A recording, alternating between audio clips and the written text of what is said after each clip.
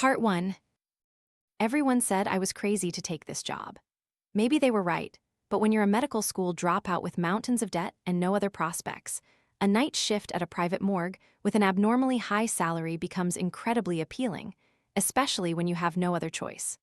My name is Derek Sullivan.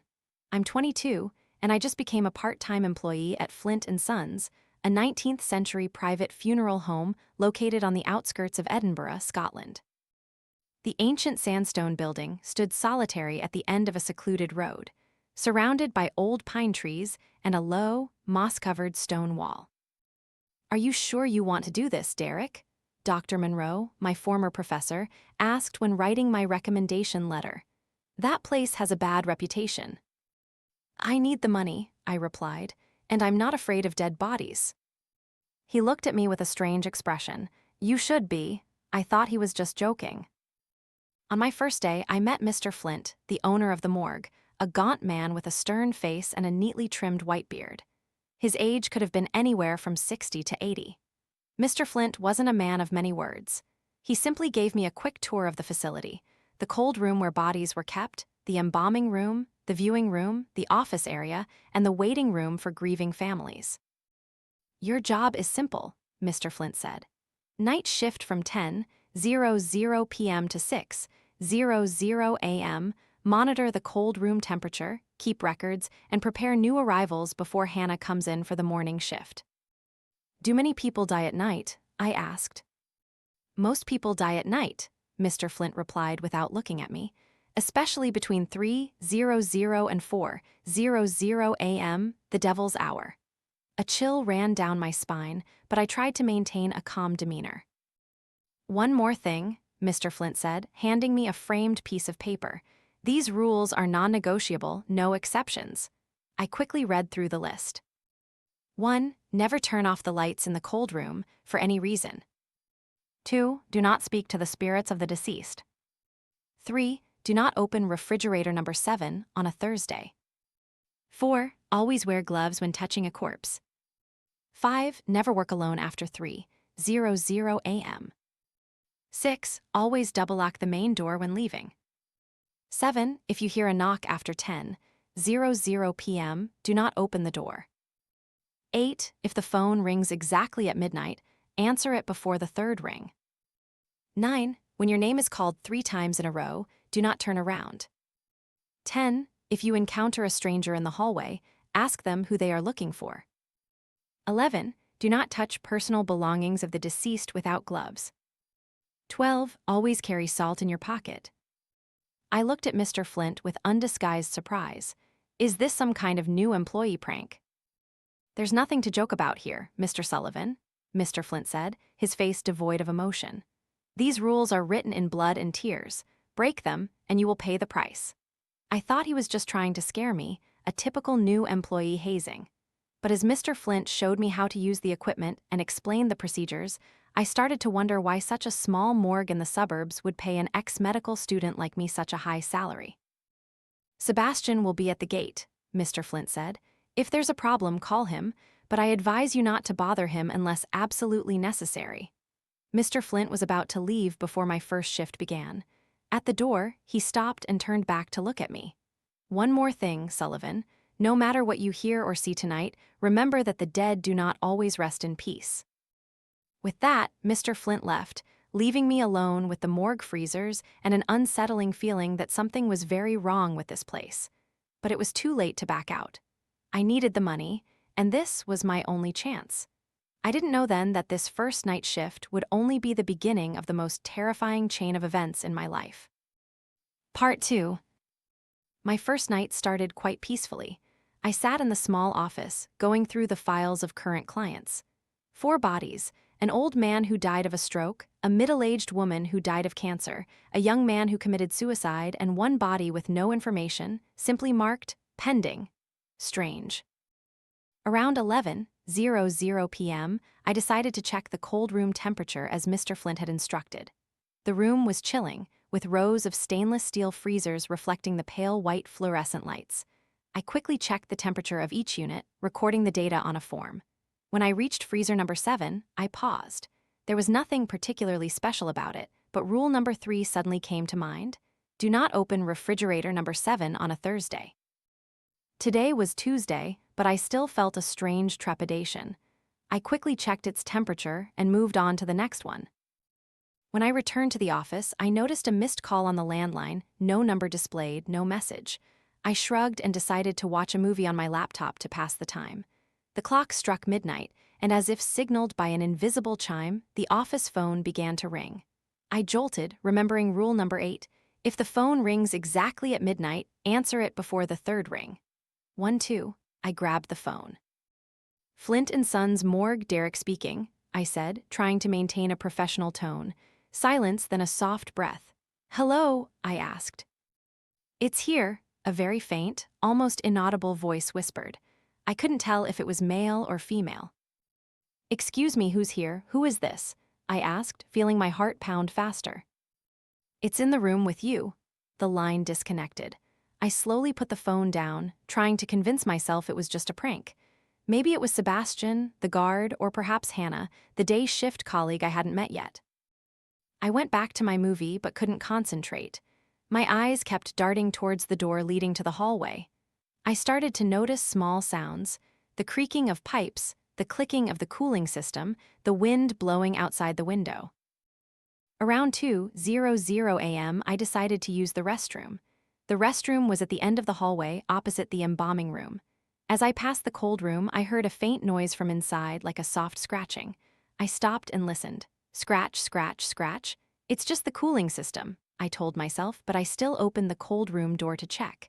The room was just as I had left it, quiet, cold, with the freezers neatly lined up. I listened, nothing. I shrugged and was about to turn away when I heard another faint sound, like a whisper. Derek!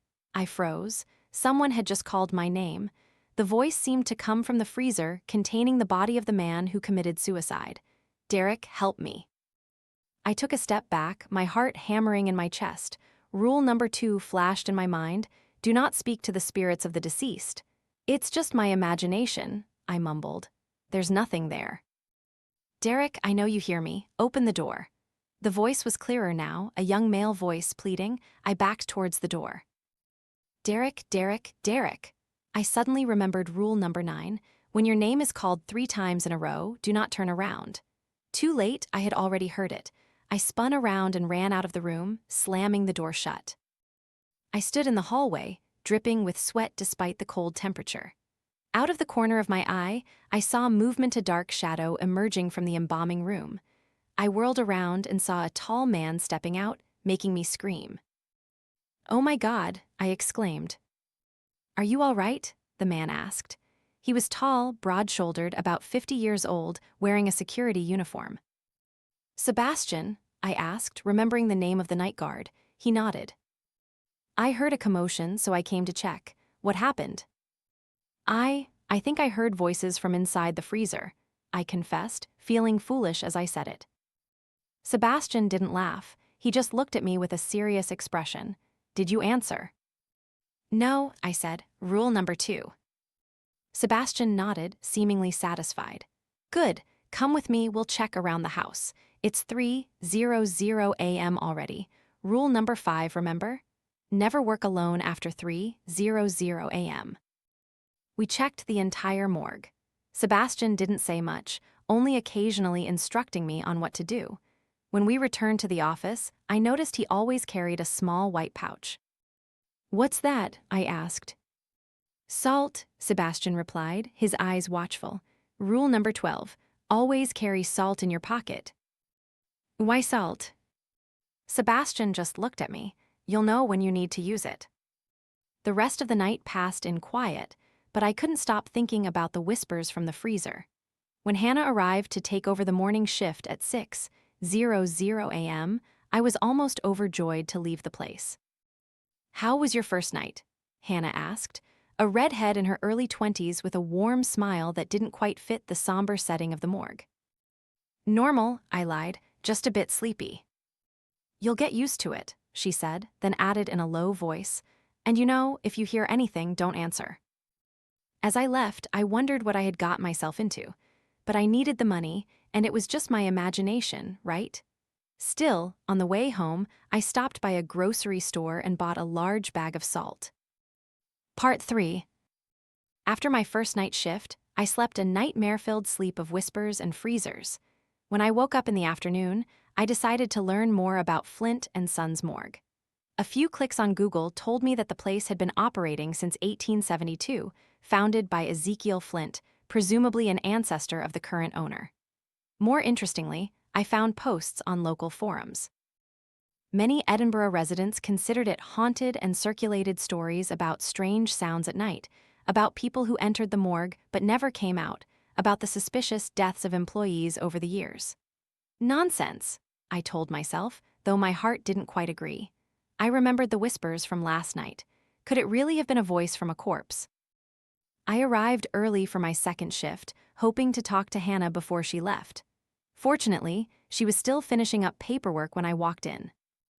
"Hi, Derek," she smiled. "Sleep well last night?" "Not really," I admitted. "Hannah, can I ask you a few things?" Hannah looked around as if checking for eavesdroppers, then nodded. "Let's go to the embalming room. Mr. Flint is in the office." We walked to the embalming room, a simple space with a stainless steel table in the center. Tools and chemicals were neatly arranged on shelves. There were no clients being processed. "So," Hannah leaned against the table, "what do you want to know?" "These rules," I began, "do they really matter, or are they just the superstitious quirks of an eccentric old man?" Hannah looked at me intently. "Have you broken any rules yet?" "No," I quickly replied, "but I heard voices from one of the freezers." Hannah sighed. "It always starts like that." "What starts?" "Listen, Derek," Hannah said seriously. "Those rules are not for joking. They were written for very real reasons. This place isn't normal." "You believe in ghosts," I scoffed. "I believe what I see and hear," Hannah replied. "And I've been here long enough to know that Flint's morgue isn't like other places." Hannah told me about the history of the morgue. Ezekiel Flint, the founder, wasn't just an ordinary embalmer.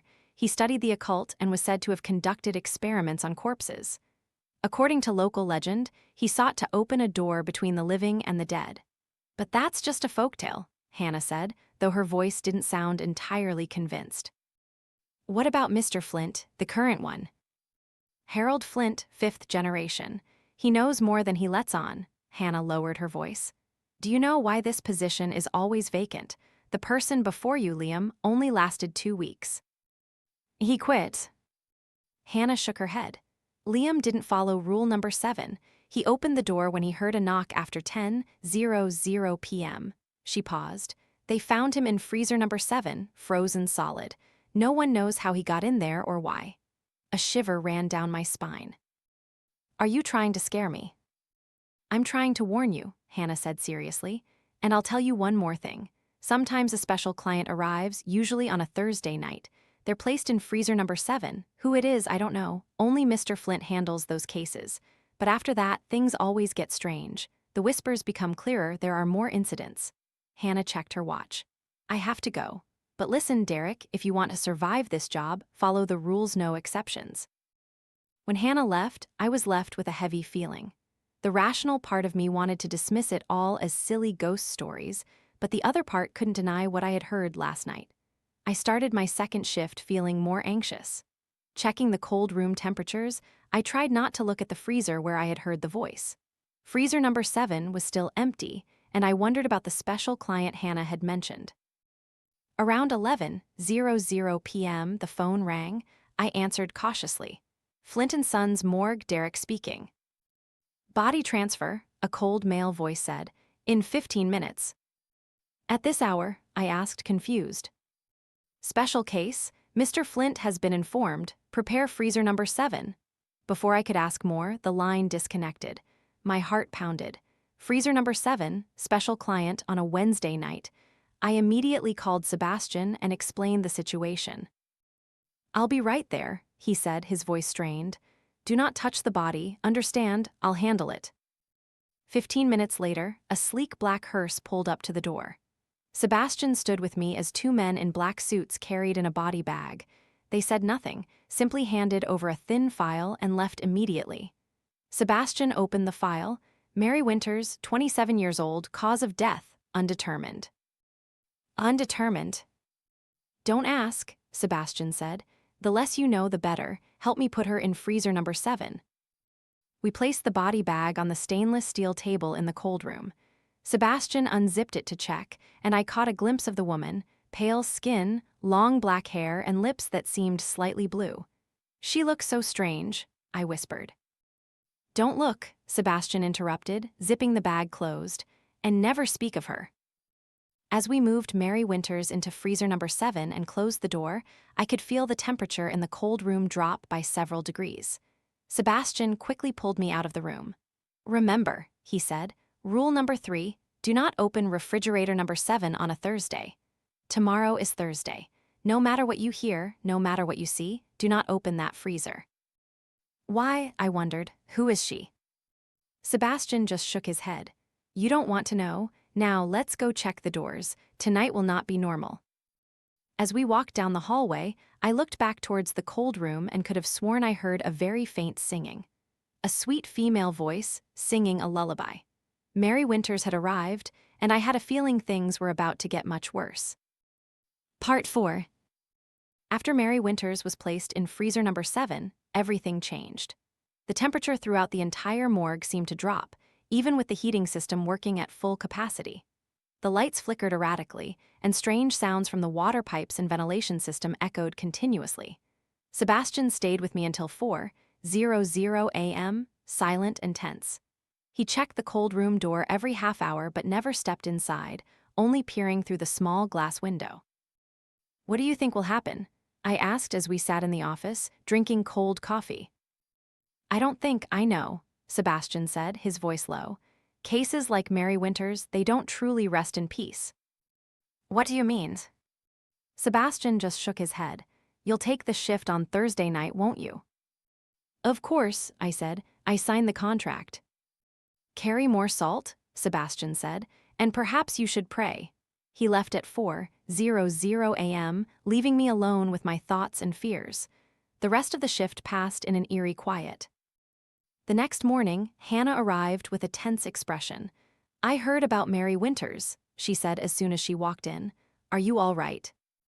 What's wrong with her? I asked. Why is everyone so afraid? Hannah looked around as if afraid of being overheard. Mary Winters isn't her real name, it's just a code name for a special case. We get a Mary Winters every few months. Always a young woman, always with blue lips, and always placed in freezer number 7. How she dies, no one knows. Or if anyone knows, they're not telling. Hannah lowered her voice. But there are rumors that they are victims of some kind of ritual.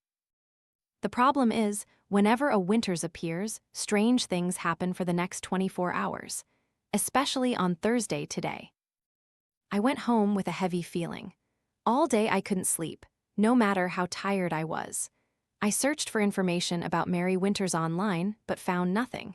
Instead, I found an article about ancient occult rituals and how some special deaths were believed to create a bridge between the living and the dead. When I returned to the morgue on Thursday evening, I was greeted by Mr. Flint, who rarely appeared at this hour. Sullivan, he nodded, I believe you've been informed about the client in freezer number 7. Yes, sir, I replied. Remember rule number 3. Do not open refrigerator number 7 on a Thursday. That's right, Flint said sternly. No matter what happens, no matter what you hear or what anyone tells you to do not open that freezer. Understand? I nodded, feeling the gravity of his words. Sebastian has family matters tonight, Mr. Flint said. You'll be alone, but remember rule number 5. Never work alone after 3:00 a.m. I'll be back at 3:00 a.m., Flint said. Don't do anything foolish. After Mr. Flint left, I sat in the office, tense and alert. The first 2 hours passed quietly, but around 11:45 p.m., the phone rang. Flint and Sons Morgue, Derek speaking. She's waking up, a deep, ancient voice said, not Flint's or Sebastian's. You need to check freezer number 7. Who is this? I asked, feeling my heart pound. She needs help, the voice continued. You must open the freezer, she can't breathe. I hung up, my hands trembling. Rule number 3 echoed in my head. Do not open refrigerator number 7 on a Thursday. Just a few minutes later, I heard a sound from the cold room, a soft scratching, then a banging. My heart hammered as I stood up and slowly walked towards the cold room door. Through the small glass window, I saw nothing unusual, but the sounds continued. Scratch, scratch, bang. The sound clearly came from freezer number 7. It's just the cooling mechanism, I told myself, or the expansion of the metal. But then I heard it, a gasping breath, a soft cry, a woman's voice. Please, someone, I'm alive. Please. I stood there, frozen in fear and confusion. Could it be Mary Winters? Was she really alive, or was this a trick? I thought about the rules, about the warnings from Flint, Hannah, and Sebastian. But what if there was a living person trapped in that freezer? The crying grew more desperate. Please, I can't breathe, it's too cold. I couldn't stand still any longer. I opened the cold room door and stepped inside. The room was freezing, steam escaping from my mouth as I breathed. I slowly walked to freezer number 7, where the crying and pleading came from. I'm sorry, but I'm not allowed to open this freezer, I said loudly. The crying stopped. After a long silence, a very different voice, deep and terrifying, emanated from within. Then we'll have to find another way out. A sudden cold gust of air escaped from the crack of freezer number 7, and the lights in the cold room flickered violently. I recoiled, my heart feeling like it would burst. I had to get out of here, had to call Flint. As I turned to run, I saw a dark figure blocking the exit, a woman in a white dress, long black hair cascading over her face. Her pale hands were placed on the doorframe. I screamed and stumbled back, hitting freezer number 5, causing it to crash down. I darted to the left, trying to find another way out, but the woman moved with impossible speed, blocking every path. Who are you? I stammered. She slowly lifted her head, and I saw her pale face with blue lips, Mary Winters. But her eyes were empty, just 2 dark, gaping holes. You broke the rules, she said, her voice inhuman. Now you belong to us. Just then, I remembered rule number 12. I plunged my hand into my pocket, grabbing the bag of salt Sebastian had reminded me of. With a desperate motion, I threw a handful of salt towards Mary. She shrieked, a horrifying sound, her body twisting unnaturally. I took advantage of the opportunity, darted through the gap, and ran out, slamming the cold room door shut. I ran into the office, my hands trembling as I dialed Mr. Flint's number. He picked up immediately, as if he had been waiting for my call.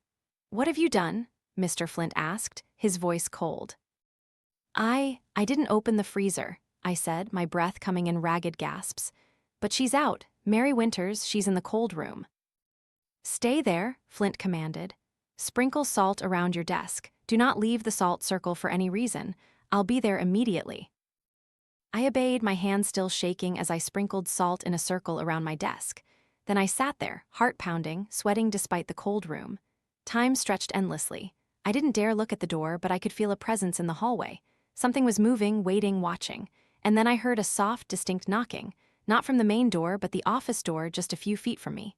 Knock, knock, knock. Derek, Mary Winters' voice called, sweet and alluring. Open the door, Derek. I won't hurt you, I just need to talk. I didn't answer, barely daring to breathe. Derek, you can't hide forever. You broke the rules, now you must pay. I heard fingernails scratching on the door, gently at first, then growing louder until the sound tore at my eardrums. Derek, open up. The clock struck 3:00 a.m., and as if by a miracle, I heard the main door open, heavy, hurried footsteps in the hallway. Flint, I yelled. From the office, I heard Mr. Flint's low voice speaking words I didn't understand, like an ancient language. Then came Mary Winters' blood-curdling scream and a loud crash, as if something had been thrown against the wall, then silence. A few minutes later, the office door opened. Mr. Flint stood there, drenched in sweat, one side of his vest torn. In his hand, he held a larger bag of salt and a bottle of cloudy liquid. Where is she? I asked, my voice trembling. Back where she belongs, Flint said curtly, but not thanks to you.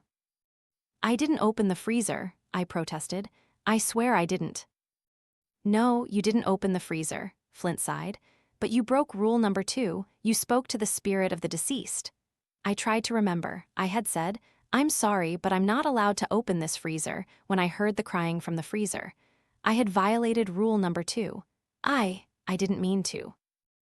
That's why we have rules, Flint said, his voice weary. Not to make things difficult for you, but to protect you and all of us. Mr. Flint sat down beside me, wiping sweat from his forehead.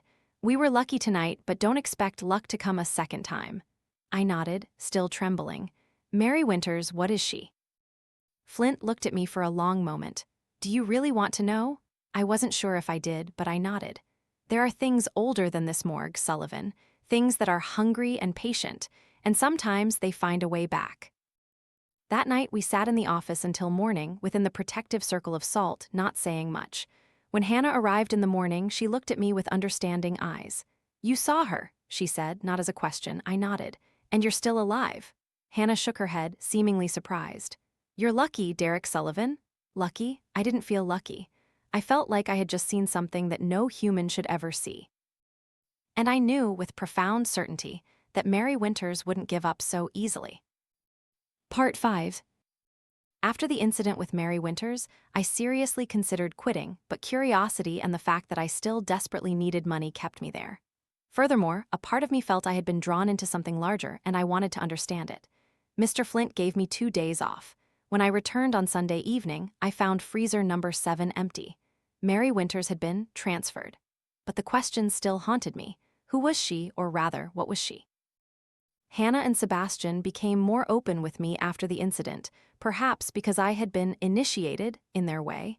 During shift change, I asked Hannah about Mary Winters. I don't know much, Hannah admitted as we sat in the small cafeteria. But there's one person who does. Who? Eliza Lambert. She worked here since the 80s, retired 2 years ago, lives downtown. Hannah wrote an address on a piece of paper. She knows a lot about the history of this place and about the Winters cases. I decided to visit Eliza that afternoon before my shift. She lived in a small apartment decorated with antiques and many, many books on the occult. When I explained who I was and what I was looking for, she looked at me with bright, intelligent eyes despite being over 70. So you've met a Mary, she said, pouring us tea, and you're still alive. Interesting. What do you know about them? I asked, and why are they all named Mary Winters? Eliza took a sip of tea. That's not their real name, it's Flint and Sons' code name for a special kind of case. She paused. Do you know when the morgue was founded? 1872, I said, by Ezekiel Flint. Eliza continued. A wise and curious man, too curious. Do you know the history of the land where the morgue was built? I shook my head. Before it was a morgue, it was an ancient chapel built on the site of an ancient, pre-Christian pagan worship ground. They say that land is one of the thin places, where the boundary between our world and the other world becomes fragile. She set her teacup down. Ezekiel Flint wasn't just an embalmer, he studied, believing he could communicate with the dead. And not just communicate, he wanted to open a gateway, a passage. He succeeded. Eliza smiled sadly. In a way, he performed a ritual, using himself as a sacrifice. They found him in the basement, flayed but still alive, his mouth repeating words no one understood. Ezekiel died 3 days later, but before he died, he wrote down the first set of rules. I shivered. And Mary Winters, the first one. Her real name was Mary Winters, a young woman who died under mysterious circumstances in 1897. But when her body was brought to Flint's morgue, strange things began to happen. They say Mary wasn't truly dead, or not entirely. Something used her body as a vessel. Eliza looked me straight in the eye. Since then, every few months or years, another Winters appears. Always a young woman, always with blue lips, always found under inexplicable circumstances, and always carrying another presence. So Mary Winters isn't a person. They were asterisk people, Eliza said, but by the time they arrive at Flint's morgue, they are something else. They use the bodies of the dead as a means, trying to find their way back into our world. Ezekiel opened something he couldn't close. What are they? I asked, my voice faint. Ancient entities from a time before humankind dominated the earth. They were banished long ago, but always seek to return. Eliza finished her tea. The rules aren't just superstition, they are protections, crafted over decades of dealing with what Mary Winters brings. So the salt. Pure salt, one of the oldest purifiers. It saved your life. I tried to digest all this information. Mr. Flint knows all this. Harold Flint is the 5th generation. He was born with the responsibility of guardianship. The morgue cannot be closed or destroyed. that would break the seals. So, generations of Flints continue the work, keeping the gateway closed, dealing with the merry winters when they appear. As I prepared to leave, Eliza grabbed my arm. "Be careful, Derek. Once they recognize you, they don't forget. And the recent merry winters, she's particularly strong." I returned to the morgue with my head spinning. It all sounded like a cheap horror movie, but I had seen Mary Winters with my own eyes. I had heard her in human voice. Sebastian was waiting for me at the gate, his expression serious. "I hear you met Eliza," he said.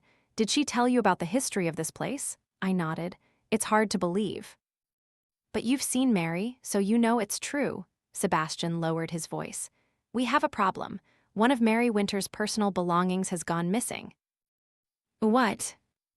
"A silver necklace with a 6-pointed star pendant. It was in her personal effects bag, but when Mr. Flint checked this morning, it was gone." Sebastian looked at me seriously. "We need to find it. It's part of the Soul Keeper.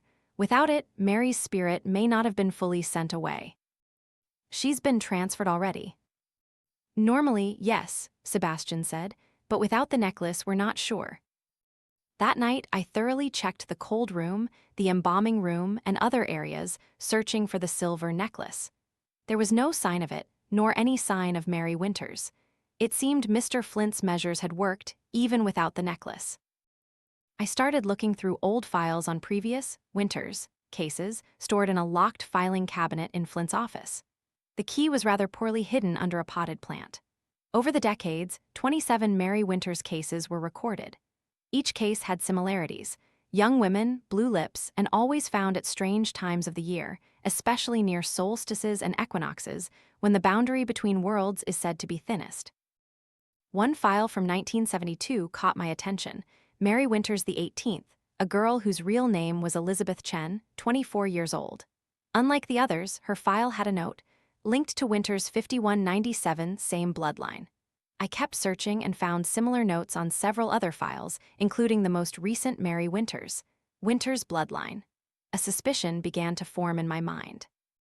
I searched for more information about the original Mary Winters, the woman from 1897. An old record stated she had a daughter born before her death. The child was sent to an orphanage. I sat down, trying to connect the dots. It seemed the Mary Winters were not just random victims. Some of them, perhaps all of them, were related to the original Mary Winters, her descendants. The clock struck midnight, and as if on cue, the phone rang. I remembered rule number 8 and answered before the third ring. "Flint and Sons, Morgue, Derek speaking." "You're looking for the necklace," a young female voice said. Not the ghostly voice of the Mary Winters I had encountered, but a normal, almost friendly voice. "Who is this?" I asked cautiously. "Mary, the real Mary Winters, the first one." The voice was soft, sad. "We're not your enemy, Derek, we're victims too." "Victims of what?" "Of Ezekiel Flint, of what he did, of the curse he placed on my bloodline." The voice trembled. "The necklace. It doesn't keep us out, it keeps us in. It's a cage, not a protection." "I don't understand," I said. "You will. Tomorrow morning, go to the city library, archives room. Find documents about the Flint family and the 1896 case. You'll find the truth." The voice became urgent. "And Derek, be careful with Harold Flint. He's not the protector, he's the jailer." The line disconnected. I stood there, receiver in hand, a chill running down my spine. Who was telling the truth? Eliza and Flint, or the mysterious voice on the phone? That night, I couldn't stop thinking about the Winters bloodline, about the silver necklace, and about the true secret of Flint and Sons Morgue. One thing was certain: I would go to the library in the morning. I needed to know the truth, no matter how terrible it might be. Part 6. After my night shift, I didn't go home to sleep as usual. Instead, I went straight to the Edinburgh Central Library, home to the archives containing the city's historical documents. I had to wait almost 2 hours until the library opened, sitting in a nearby coffee shop, my mind racing with questions. The archives room was in the library's basement, a vast space with towering shelves full of old documents. An elderly woman named Miss McPherson helped me with my search. "The Flint family and the 1896 case?" She frowned. "Quite specific. What are you researching?" A local history project, I lied. She seemed not entirely convinced, but still led me to an area with digitized old newspapers. Perhaps you should start with the Scotsman and the Edinburgh Evening News *. They covered that case quite thoroughly at the time. What case? I asked, feigning innocence. Miss Macpherson rolled her eyes. The Flint Winters case, one of Edinburgh's most famous cases in the late 19th century. I thought you were researching it. I only know a little, I admitted. Perhaps you could tell me more. Miss Macpherson looked around as if checking for eavesdroppers, then sat down beside me. Ezekiel Flint was a wealthy businessman and a member of Edinburgh's elite. He married Margaret Crawford, the daughter of a noble family, but had no children. In 1895, a young woman named Mary Winters appeared, claiming to be pregnant with Ezekiel's child. I almost stopped breathing. And then, Mary Winters was a maid in the Flint household. She was dismissed when she became pregnant, but refused to remain silent, a rarity in those days. She threatened to reveal not only the child, but also Ezekiel's strange experiments. Miss Macpherson lowered her voice. They said he practiced some kind of dark magic. And the case? I urged. In May 1896, Mary Winters was found dead in her room, or at least everyone thought so. She was 7 months pregnant at the time. Ezekiel Flint took charge of her embalming and burial, citing Christian charity. 9 months after the incident, a child appeared at the local orphanage, a baby girl named Rose Winters. No one knew where the child came from. The child survived. It seems so. Some speculated that Mary wasn't actually dead when she was found, that Flint had kept her alive long enough to give birth. But that was just speculation. As for Ezekiel Flint, a year after Mary's death, he was found dead in the morgue basement under very strange circumstances. The death was ruled a suicide, but there were rumors. She paused. Anyway, after that, the Flint family continued to run the morgue, passing it down from generation to generation. Miss Macpherson directed me to a computer to view the digitized articles. I found many articles about Mary Winters' mysterious death in 1896, about the orphan child, and about Ezekiel Flint's terrifying death in 1897. But what really caught my attention was a small article from 1921 mentioning the discovery of Mary Winters' diary. According to the article, the diary was found hidden in the wall of her old room when the building was demolished. The diary mentioned strange rituals Ezekiel performed in the morgue basement and how he had marked her unborn child as a vessel. The article stated that the diary was handed over to Harold Flint's grandfather, the current Harold Flint's ancestor. Continuing my search, I discovered more striking details. Through the generations, there were many cases of women dying abnormally, all under 30 years old. Many of them were distant descendants of the original Mary Winters, and all were brought to Flint and Sons morgue. I also found information about the silver necklace. According to a book on Scottish folklore published in 1935, a 6-pointed star pendant was a ritual item used to confine spirits and prevent them from crossing the boundary between worlds. The pieces began to fit together. The original Mary Winters was not a supernatural entity. She was a victim. Ezekiel Flint had performed some kind of ritual on Mary's unborn child, turning her bloodline into a bridge to something on the other side. That explained why all subsequent Mary Winters were related to the first one. They were all her distant descendants. And it seemed the Flint family had been tracking Mary's lineage through generations, waiting for the signs. But one big question remained. Was the Flint family protecting the world from entities from the other side, or were they exploiting their power for their own purposes? I left the library with my head spinning, deciding to find Eliza Lambert again. I needed to hear her version of the story after this new information. But when I arrived at Eliza's apartment, I found the door ajar, my heart pounding. I pushed the door open. "Eliza," I called, no answer. The apartment looked as if it had been hit by a tornado, books and furniture strewn everywhere, drawers ransacked, bookshelves toppled, and on the wall, written in something bright red, "Found it yet." I stumbled back and hit a bookshelf behind me. When I turned around, I saw a small piece of paper fall from a book, an old, carefully folded piece of paper. I picked it up and opened it. It was an old black and white photograph, a man standing next to a young woman. The man I recognized as Ezekiel Flint from the photos I had seen at the library. The young woman, I presumed, was Mary Winters. But what shocked me was that she was wearing a silver necklace with a six-pointed star pendant, identical to the necklace that had gone missing from the current Mary Winters' belongings. On the back of the photo was a handwritten note, "For when you're ready for the truth. E.L." and an address, a location in the city of Edinburgh. I decided not to call the police about the state of the apartment. It was unclear where Eliza was, but my intuition told me this was not a police matter. Instead, I left and checked the address on the photo. It was the location of an old church in the south of the city, St. Margaret of Antioch Church, an ancient structure standing in isolation, surrounded by a small graveyard. The church looked long abandoned, with shattered stained glass windows and its main door locked with chains and a rusted padlock. A small sign indicated it had been closed since 1963. I walked around the building, looking for any other entrance. At the back, I found a cellar window slightly ajar. With curiosity overriding caution, I squeezed through the window and dropped into the dark basement. Turning on my phone's flashlight, I found myself in a small room filled with old wooden coffins. Venturing deeper into the church, I found a staircase leading up to the main area. Inside, the church was desolate and cold, with dust-covered pews and crumbling saints' statues. But what truly captured my attention was the altar. Behind the altar, a section of the stone floor had been shifted, revealing a passage leading down below. My heart pounded as I slowly descended the old, creaking steps. At the bottom of the stairs was a small, circular room, perhaps the church's original crypt, but it had been transformed.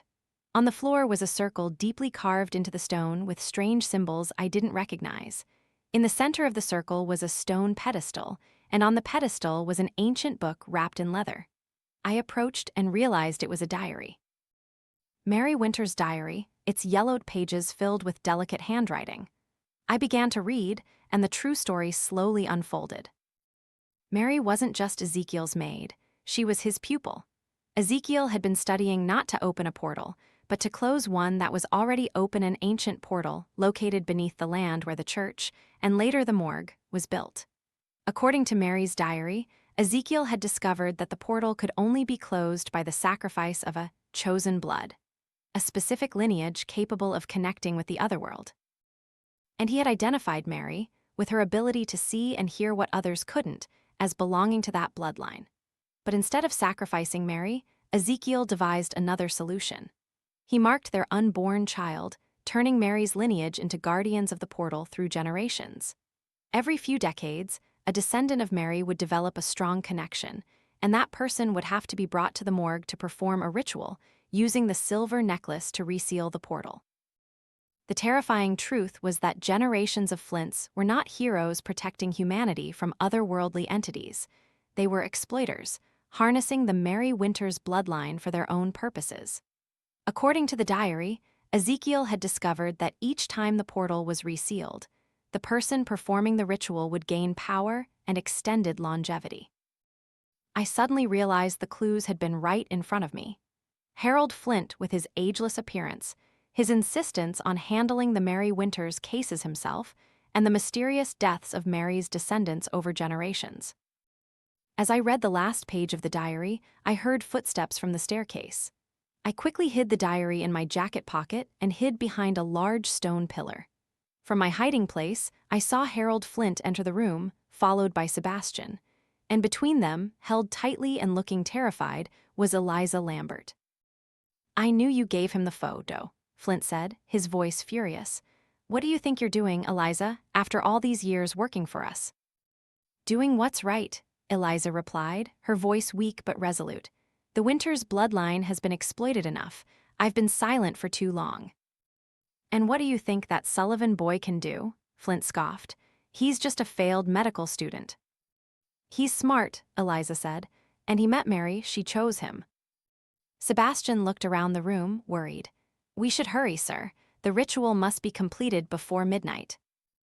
"There's still time," Flint said, "and we found the necklace." He held up the silver necklace with the six-pointed star pendant, and it glittered in the flashlight's beam.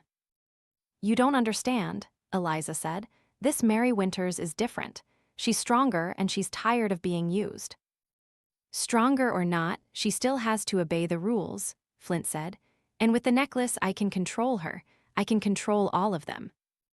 As they began to prepare for the ritual, I crept out of my hiding place and slowly moved towards the staircase. I needed to get out of here, needed to tell someone. But who would believe a crazy story like this? But as I neared the stairs, a rotten wooden plank under my foot creaked, making a resounding sound in the silent room. Flint and Sebastian spun around. "Someone's there," Sebastian yelled.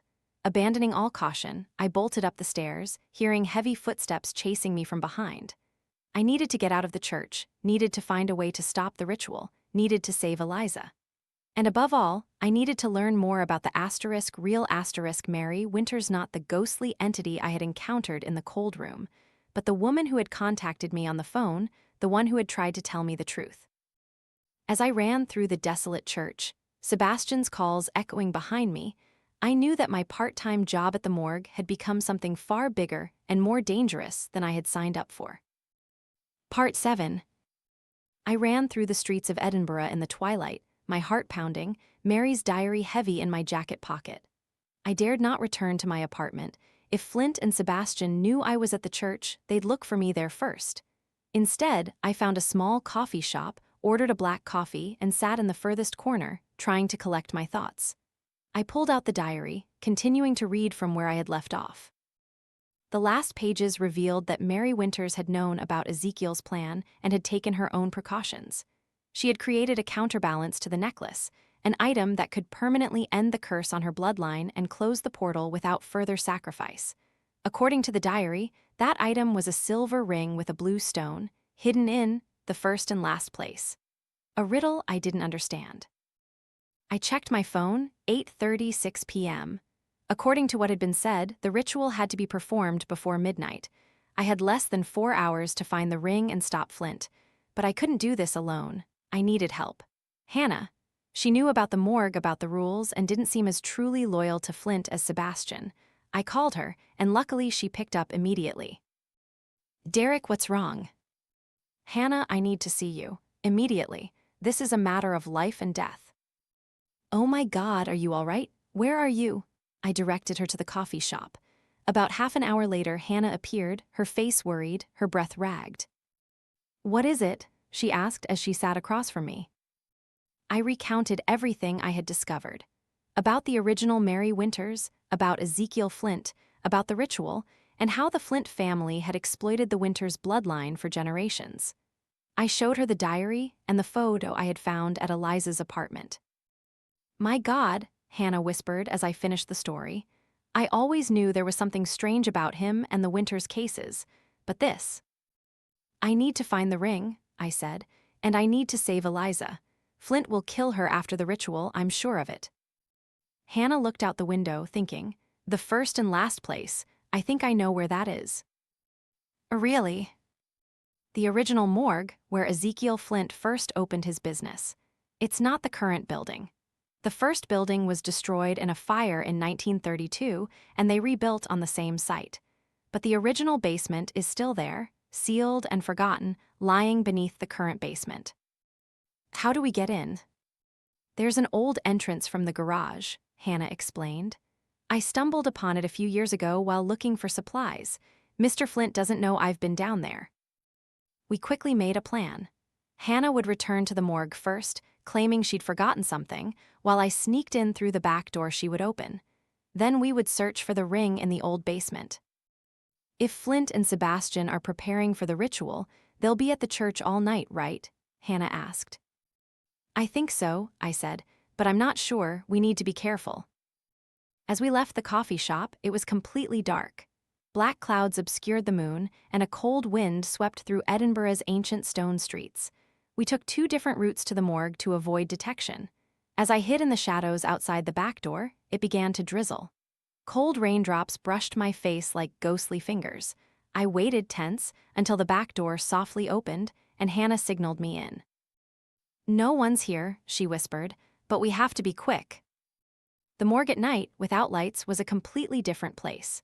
Shadows seemed to move and breathe, and the creaks and clicks from pipes and equipment added to the unsettling feeling. Hannah led me down to the current basement, a vast space filled with embalming supplies, unused coffins, and funeral items. In the furthest corner, behind a coffin rack, was a small wooden door, almost completely hidden. "Here it is," Hannah said, pulling the coffin rack aside. "Be careful, the stairs are very steep and unstable." She opened the door, revealing a narrow stone staircase leading down into darkness. We turned on our phone flashlights and slowly descended. Each step groaned under our weight. The old basement was cold and damp, with a low ceiling and many stone support pillars. The rough stone walls were covered in moss and fungi, and the smell of damp mold filled our nostrils.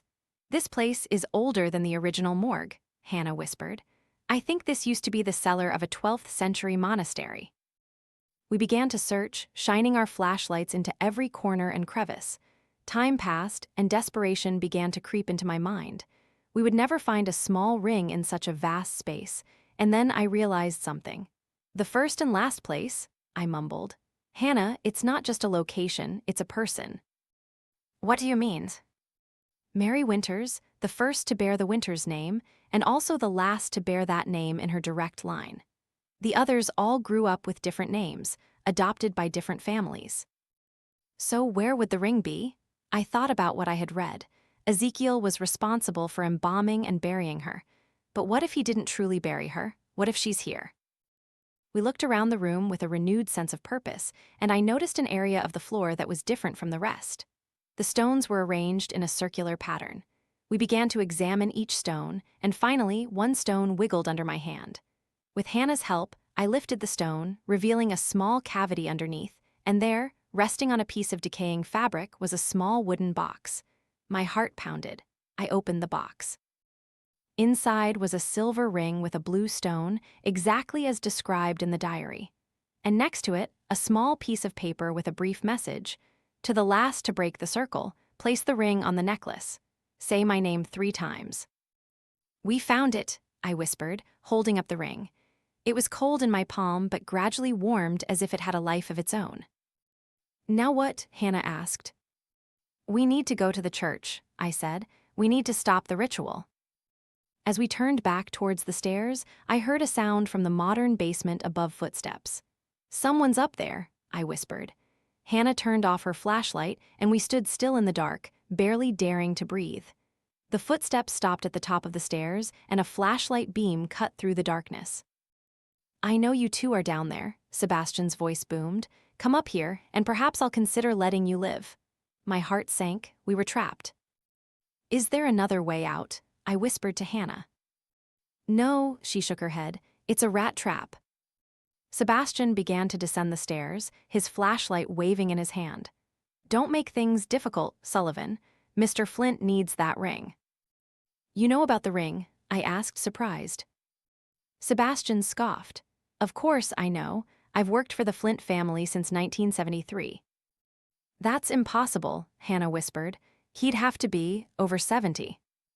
Sebastian stepped onto the last rung, shining his flashlight in our faces. "That's the reward for serving the rituals, Miss Lockhart. Longevity. Not as much as Mr. Flint enjoys, but enough to keep me efficient." "He killed innocent women," I said, "the descendants of Mary." "For the greater good," Sebastian said, his voice cold. "Or at least that's what we were told, but enough of this. Hand over the ring, Sullivan." "And if I don't?" Sebastian pulled a large hunting knife from his jacket pocket, its blade glinting in the flashlight's beam. "I don't need both of you to survive to get the ring." I glanced at Hannah, trying to convey a message. She nodded subtly, seeming to understand. "All right," I said, slowly taking out the ring. "You win." I pretended to stumble as I moved towards Sebastian, deliberately dropping the ring. As he bent down to pick it up, Hannah suddenly pushed a rotten wooden shelf into him. Sebastian staggered back, and I took the opportunity to snatch up the ring and run towards the stairs, with Hannah close behind. We scrambled up the stairs, hearing Sebastian's angry curses and heavy footsteps in pursuit. Reaching the modern basement, we slammed the wooden door shut and shoved the coffin rack against it. "That won't hold him for long," Hannah gasped. "We have to go now." We ran through the basement, up the stairs, and out the back door. Outside, the drizzle had turned into a downpour, soaking us in seconds. "To the church," I said. "We have to hurry." We ran through the dark streets, rainwater surging around our feet, the storm seeming to mirror the chaos of our situation. When we reached St. Margaret's Church, we found the front door still locked, but the cellar window I had used earlier was still open. We climbed in, and this time went straight to the crypt beneath the altar. As we approached, we heard singing a mournful melody in an ancient language I didn't recognize. Peering through a crack in the door leading to the crypt, I saw a sight that froze my blood. Flint stood in the center of the carved circle on the floor, wearing a long black robe. Eliza knelt before him, her hands bound behind her back, and lying on the stone slab was the body of Mary Winters, with blue lips and pale skin, brought from the morgue. Flint was holding the silver necklace, speaking strange words as he moved around the circle. "The ritual has begun," Hannah whispered. "We have to stop him," I said. "Hannah, try to free Eliza. I'll deal with Flint." We pushed the door open and burst in. Flint whirled around, his face contorted with rage. "Sullivan," he roared, "you never know when to quit, do you?" "Stop the ritual," I commanded, advancing towards him. "I know the truth now, about Mary, about what you've done to her bloodline." "You know nothing," Flint scoffed. "You think this is just about power and longevity? This is about keeping the portal closed. If it opens, we all die." Hannah had moved towards Eliza and began to untie her. Flint saw this and yelled furiously. "Don't you dare!" He raised his hand, and as if controlled by an invisible force, Hannah was thrown against the wall, falling unconscious. "Hannah!" I screamed. "Now it's just you and me," Flint said, his voice changing deeper, older, as if multiple voices spoke at once. "Give me the ring, and perhaps I'll let you live." "You're not the one who decides who lives and who dies anymore," I said, clutching the ring in my hand. Out of the corner of my eye, I saw Mary Winters' body on the stone slab begin to stir. First, small movements, then more violent convulsions. "Too late," Flint said, a cruel smile on his face. "She's waking up, and this time no one can control her." Mary Winters' eyes suddenly opened, not the dark, gaping holes I had seen in the cold room, but normal human eyes filled with fear and confusion. "Save me," she whispered. In that moment, I knew something had changed. This wasn't the terrifying entity from the cold room. This was the real Mary Winters, the one who had contacted me on the phone. Without thinking, I lunged towards the stone slab, bypassing Flint. He tried to block me, but I was faster. I reached Mary and placed the ring in her hand. "No," Flint cried out, "too late." Mary grasped the ring, and a faint blue light began to emanate from it. At the same time, footsteps echoed from the staircase. Sebastian had arrived. "Mr. Flint?" Sebastian yelled as he entered the room. I tried to stop them. He stopped, looking at the scene before him in horror. Flint was on his knees, clutching his chest as if in extreme pain. Mary had sat up on the stone slab, the ring shining brighter in her hand. "Place the ring on the necklace," I told Mary, remembering the message in the wooden box. "Say your name 3 times. Mary looked at me, her eyes clear and full of gratitude. She extended her hand, and as if drawn by an invisible force, the necklace flew from Flint's hand into hers. "No," Flint shrieked, trying to crawl towards her. "You don't understand. It will open the portal. We'll all die." Mary placed the ring in the center of the 6-pointed star on the pendant. The blue light spread, encompassing the entire necklace. "Mary Winters," she said, her voice clear and strong. "Mary Winters, Mary Winters." The room shook, and a blinding flash of light erupted from the carved circle on the floor. I squeezed my eyes shut, shielding my face with my arm. When I opened my eyes, I saw Mary Winters standing in the center of the circle. Not her physical body, but a translucent, almost ethereal form of light. Beside her were many other forms, women with different faces, but all with the same eyes, the same stance. "The Mary Winters," I whispered. Flint was on his knees on the floor, his face suddenly aged, skin wrinkled, hair white, eyes cloudy. He was aging before my very eyes. The stolen years were claiming their debt. "You don't understand," he whispered, his voice weak. "It will break free." "No," Mary Winters, the first one, said, her voice echoing as if from a great distance. "There is nothing on the other side, Harold, only us trapped by your family's greed." Ezekiel lied. He created a story to justify using my bloodline so that he and his descendants could live forever. Mary moved towards Flint. "But now it is over. The circle is broken." As she spoke, the other light forms faded, one by one, as if finally released. Sebastian stood there, jaw agape, watching the scene. Then, like Flint, age began to catch up to him. His hair turned silver, his skin wrinkled, his back hunched. "What's happening to me?" he whispered. "Time," Mary said. "Ezekiel's gift is being reclaimed." Flint collapsed onto the floor, gasping for breath, his body now just an old, withered shell. "The years, all those years, they are over," Mary said. She turned to me, a sad smile on her luminous face. "Thank you, Derek Sullivan. You did what no one dared to do for over a century." "I just wanted to know the truth," I said. "And you found it." Mary looked towards Hannah, who was stirring, and Eliza, who was freed from her bonds. "Take care of them and take care of this place. There are still secrets to be kept." "What about you?" I asked. Mary smiled. "I've been here too long. It's time for me to rest." Her form of light began to fade, and in the last moment I saw not a woman, but a young girl with a happy smile and bright eyes, the real Mary Winters, before all of this happened. Then she vanished along with the blue light, the necklace and the ring falling to the floor with a gentle clink, their power gone. I looked at Flint and Sebastian, now just two frail old men lying on the floor, breathing weakly. They would die in a few minutes as the stolen years claimed their due. Hannah came to me, embracing me tightly. "You did it," she whispered.